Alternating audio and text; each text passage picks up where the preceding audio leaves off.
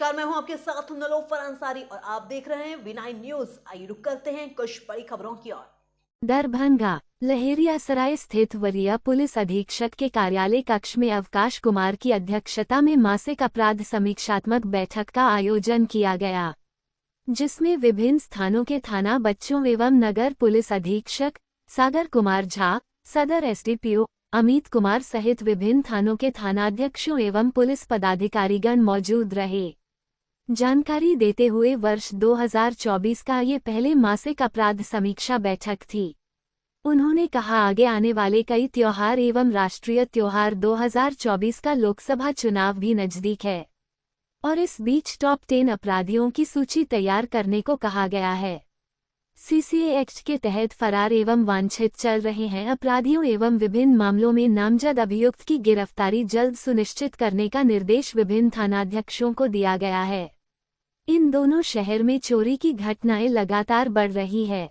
इस पर उन्होंने कहा, शांतिपूर्ण एवं निष्पक्ष चुनाव करना है हमारा लक्ष्य है और लगातार गश्ती होती है। मैं खुद भी इस पर मॉनिटर की है और घने कोहरे के कारण इस तरह की घटनाएं सामने आ रही है।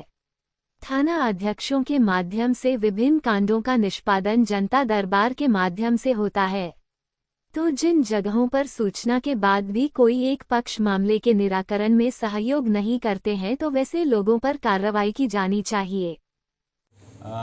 2024 का पहला आज अपराध गोष्ठी था, तो आने वाले समय में जो भी त्यौहार हैं या सबसे बड़ा हम लोग के लिए जो चुनाव आने वाला है, उसको लेकर जो तैयारियां हैं उसके संबंध में सभी पदाधिकारियों को डायरेक्शंस दिए गए हैं। चुनाव को लेकर सीसीए के प्रपोजल्स, वारंट कुर्की का निष्पादन, जो कांड लंबित हैं उनके डिस्पोजल और जो अपराधी हैं जो पहले से चुनाव में डिस्टर्ब करते आ रहे हैं उनके ऊपर नज़र रखना। जो लूट और डकैती की घटनाएं होती हैं, चोरी की घटनाएं होती हैं, उन पर लगाम लगाना, ये सब बिंदुओं पर सभी को डायरेक्शन दिया गया। केस डिस्पोजल का प्लान पूरे वर्ष का चर्चा की गई कि हमें जो हमारे कांड लंबित हैं अनुसंधान के लिए उसको प्रतिवेदित कांडों की तुलना में 2.5 गुना तक लाने के लिए किस थाना को कितना डिस्पोजल करना होगा, उस पर डिटेल में चर्चा की गई। CCTNS जो एक प्रोग्राम आप लोग जानते हैं, CCTNS के तहत सभी चीज़ें थाने की कंप्यूटराइज ऑनलाइन होनी है, तो उस पर सभी थाना अपना काम कर रहे हैं। लेकिन जिन थानों में थोड़ी बहुत कमी है उनको कहा गया है कि अपना कार्य प्रणाली सुधार लें।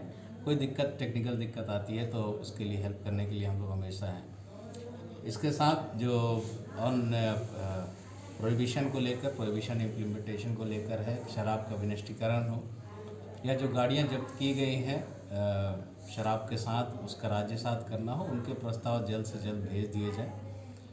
इन सभी बिंदुओं पर चर्चा की गई अपराध गोष्ठी में और कुछ और डायरेक्शंस दिए गए हैं ताकि विधि व्यवस्था भी नियंत्रित रहे और आने वाले दिनों में जो चुनाव होना है वो शांतिपूर्वक हम लोग करा सकें। सर, देखा जा रहा है कि रात्रि में चोरी की घटनाएं बढ़ रही है, क्या पुलिस गश्ती नहीं कर पा रही है?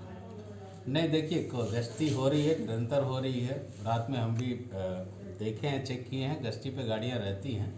बट इधर कुछ दिनों में कोहरा बहुत अधिक था तो निकट में देख पाना हो सकता है संभव नहीं हो पा रहा हो, लेकिन शहरी क्षेत्रों में अनुमंडल के जो थाना क्षेत्र है वहाँ भी बीट पुलिसिंग, हम लोग बीट पेट्रोलिंग करा रहे हैं। पैदल गश्ती भी लोग करते हैं शहरी इलाकों में।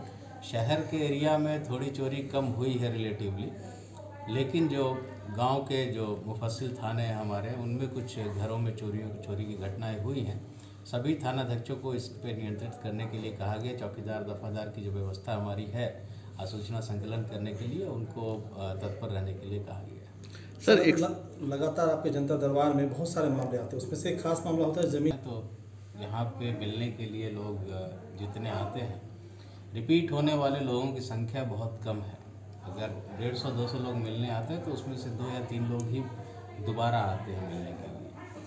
इसका निष्कर्ष हम लोग यही निकालते हैं कि बाकी के जो लोग हैं उनके समस्या का समाधान हो गया, इसलिए वो दोबारा नहीं है। तो परसेंटेज वाइज अगर देखिएगा तो बहुत कम है ऐसे मामले जिनमें उनका निराकरण नहीं हो पा रहा है। लेकिन अगर ऐसा कोई मामला आता है तो हम लोग फिर थानाध्यक्ष को कहते हैं कि अगर आपके जनता दरबार में जो आप लोग का जो CO और थाना का बैठक होता है उसमें निर्णय ले लिया गया है कि कोई भी पक्ष काम नहीं करेगा, तो उसमें कोई भी पक्ष काम नहीं करेगा। यदि कोई उसका उल्लंघन करता है तो उसके विरुद्ध जो भी कानूनी कार्रवाई होनी है वो होगी। सर देखा जाता है जो आप लोगों के द्वारा जो गाड़ी सीज की जाती है, कई थानों में गाड़ी का अंबार लगा हुआ है, गाड़ी चल रहा है, उसकी नीलामी नहीं हो रही है, तो क्या इसमें दिक्कत है सर?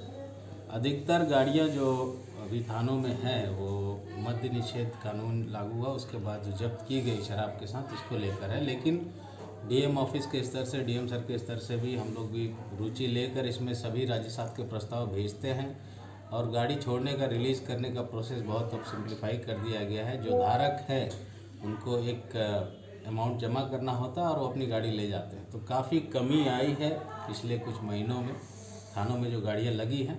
कुछ गाड़ियाँ ऐसी जो बहुत पुरानी हो गई हैं, जिनका अभी कोई क्लेम करने वाला भी नहीं है, तो उनके डिस्पोजल का एक प्रोसेस है, क्योंकि कोर्ट प्रॉपर्टीज़ हैं तो कोर्ट से हमको अनुमति लेकर उसको नीलामी करवाना होता है। उसके लिए भी हम लोग थानाध्यक्ष को कहे हैं, थोड़ा टाइम टेकिंग प्रोसेस है, बट हम लोग इस और प्रयास करते हैं। सर जाम की समस्या जो शहर में लगती है, यातायात थाना के बाहर में जाम लगा रहता, कोई ट्रैफिक नहीं, कोई पुलिस नहीं। ट्रैफिक के लिए हम लोग की जो स्वीकृत बल है 120 सिपाही की, उसमें हम लोग आज की डेट में 123-24 हम लोग सिपाही रखे हुए हैं। तो बल की कोई कमी नहीं है। जाम सिर्फ पुलिस की वजह से या ट्रैफिक के जवान नहीं रहने की वजह से नहीं है, उसके अन्य भी कई कारण हैं और कई बार हम लोगों ने इसको डिस्कस भी किया है। तो सभी चीज़ों को लेकर हम लोग डिस्कस करते हैं कि कैसे उस पर हम लोग